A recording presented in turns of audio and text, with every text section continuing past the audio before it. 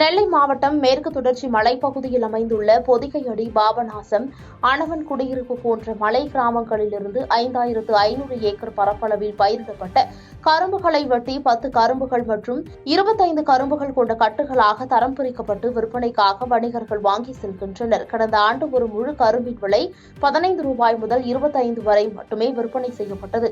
இந்த ஆண்டு ஒரு முழு கரும்பு 30 ரூபாய் முதல் 40 வரையும், கரும்பு கட்டு ஒன்றின் விலை 400 ரூபாய் முதல் 1000 ரூபாய் வரை விற்பனை செய்யப்பட்டு வருகிறது. இந்த விலை உயர்வால் கரும்பு விவசாயிகள் மகிழ்ச்சி அடைந்துள்ளனர்.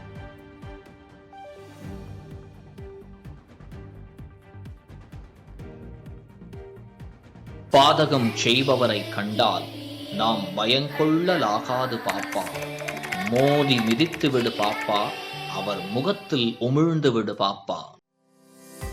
அண்மை செய்திகளை உடனுக்குடன் தெரிந்து கொள்ள இணைந்திருங்கள் இயம்நாடு தொலைக்காட்சியுடன்.